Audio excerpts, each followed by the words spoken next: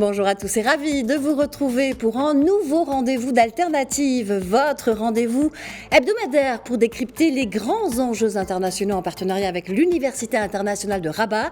Chaque semaine, vous le savez maintenant, nous vous offrons une analyse approfondie sur des sujets pluridisciplinaires avec des chercheurs spécialisés, mais aussi des personnalités, un décryptage alternatif vu de l'Afrique, vue du Maroc. Et c'est à Marrakech que je vous emmène aujourd'hui. Peut-être la plus africaine des villes marocaines, la ville Ocre abrite le tout premier festival du livre africain de Marrakech, le Flamme, du 9 au 12 février, une première en terre africaine pour que les auteurs du continent se retrouvent enfin sur leur terre, la terre de leurs ancêtres, leur histoire, leur mémoire. Et c'est précisément toutes ces mémoires qui seront évoquées sans tabou lors de ce festival porté par l'association We Art Africa, mais aussi de nombreux partenaires. Le Flamme est né d'un quatuor passionné de culture, d'art africain, Mahi Bin Bin, Younes Ajarrai, Fatima Tawan Sania et Hanan Saidi. Au programme, toutes les littératures africaines, ou presque, des cafés littéraires, des tables rondes, une nuit de la poésie, mais aussi des spectacles, une exposition, des danses également, et cela avec les plus grands noms de la littérature africaine, Achille Membe, Ken Mubul, Mohamed Bennis, Togo Barthélémy, Traoré Makhroufi, Sami Tchak, Fawzi Zouari, mais aussi d'ailleurs comme Jean-Marie Leclésio ou encore l'ancien footballeur Lilian Thuram. Parmi eux figure également un autre grand nom de l'écriture africaine, le haïtien Rodney Saint-Éloi, auteur d'une quinzaine de recueils poétiques que j'ai le plaisir de recevoir aujourd'hui. Bonjour à vous et merci d'avoir accepté l'invitation d'Alternative. Merci, bonjour à vous. Alors vous vivez depuis 2001 maintenant à Montréal, Rodney Saint-Éloi, où vous partagez votre temps entre l'écriture, l'édition et puis les tournées d'écriture et des conférences à Montréal, où les éditions que vous avez créées sont considérées comme l'une des entreprises d'édition les plus révolutionnaires en Amérique du Nord. Est-ce que vous pouvez nous dire pourquoi ? Pourquoi ? C'est parce que, en fait, on a axé l'idée sur une certaine actualité de la vie qu'on vit aujourd'hui. Il y a un certain nombre de thématiques que nous amenons qui paraissent fondamentales et révolutionnaires. C'est-à-dire que poser la question, c'est quoi aujourd'hui être africain? Poser la question diasporique, je pense que c'est très, très important. À Mémoire d'Encrier, par exemple, on vient de publier Le contrat racial de Charles Mills, qui a été publié. C'est un livre qui a été publié il y a 25 ans, qui n'a jamais été traduit. Nous, on l'a traduit. En fait, ce qui est important à Mémoire d'Encrier, c'est peut-être les passerelles concrètes qui n'existent pas, ou qui n'existaient pas. C'est-à-dire, le livre pour nous est un objet massif de citoyenneté, et je pense qu'il y a une grande part de l'Afrique qui est considérée comme un angle mort. On ne parle de l'Afrique que quand il y a un scandale. On ne parle de l'être africain quand il y a en fait quelque chose, on peut le dire, de très mauvais. Et dans ce qu'on fait, à Mémoire d'Encrier, il y a une bonne part d'Afrique, il y a une bonne part des Caraïbes, il y a une bonne part de l'Europe. Donc les continents se rencontrent, et les continents se rencontrent à part égale.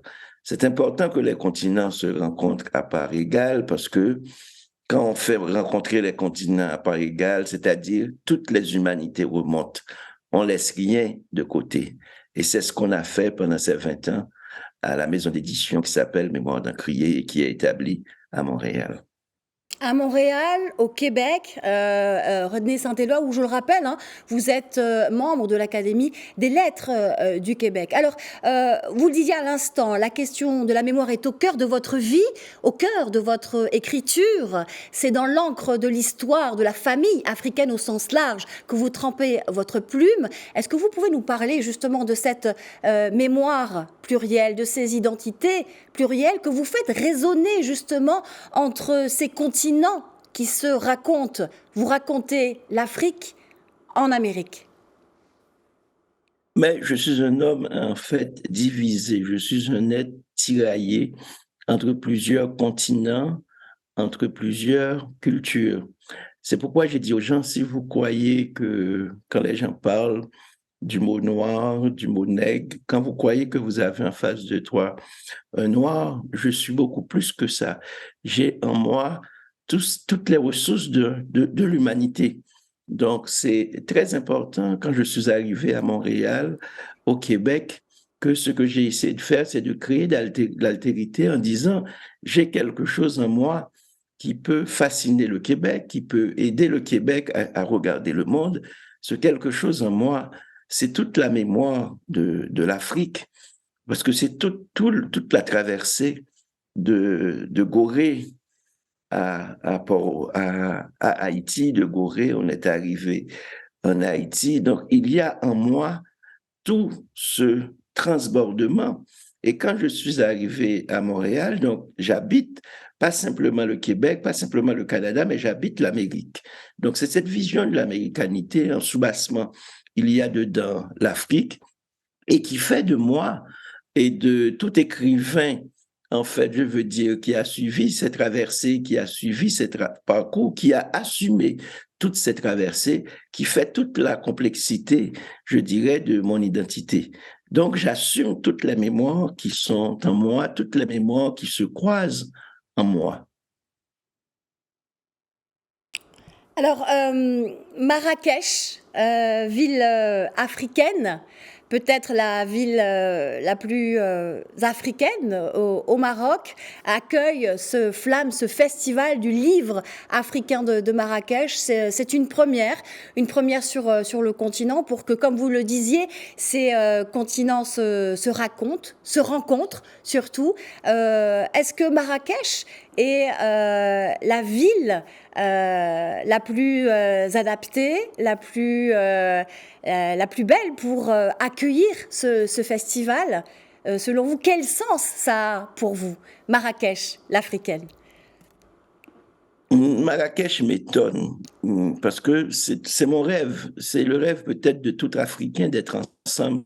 Parce que quand on parle de l'Afrique, on ne peut pas oublier le schéma, en fait, le trauma et le schéma colonial qui a fait de nous ce que nous sommes devenus, c'est-à-dire des gens déplacés, des gens qui habitent un territoire qui est autre que le territoire premier. Donc, finalement, c'est Marrakech nous réunit aujourd'hui. Et Marrakech nous réunit dans une altérité beaucoup plus grande que nous. C'est pas l'haïtien que Marrakech accueille ici. Marrakech accueille toutes mes mémoires, toutes les mémoires qui sont en moi, et même la mémoire québécoise, la mémoire haïtienne, la mémoire africaine, et bon, toute la grande mémoire humaine que je porte, toutes les traces de l'histoire que je porte. Donc, je pense que c'est une première et c'est un rêve aussi, c'est un rêve d'être ensemble parce que en fait, l'imaginaire colonial nous a divisés entre d'un côté les uns et d'un autre côté les autres. Donc, je pense qu'aujourd'hui, à partir de Marrakech, nous avons comme un espace. Et l'autre chose que je voulais, quand j'ai reçu l'invitation, j'ai été tellement étonné parce que c'est la première fois que je suis invité en terre africaine et que c'est pas par des Blancs qui m'invitent en Afrique. J'étais invité en Tunisie, mais c'est des gens qui organisaient des festivals en France, qui organisaient aussi. Et ici, c'est des organisateurs de Marrakech, c'est des gens de Marrakech qui accueillent ce monde, cet univers africain. Et quand ils disent univers africain, c'est un univers très large, c'est un univers très ouvert comme la mer. Donc cette porosité, elle est nécessaire dans cette nouvelle affirmation de l'Afrique. Donc il y a une nouvelle identité qui est promue ici. Et puis il y a tous ces noms que vous venez de citer, toute cette symbolique africaine qui est là au niveau des arts plastiques aussi, au niveau de la musique. Et je pense que j'ai fait un rêve. Ce rêve, c'était un rêve d'Afrique.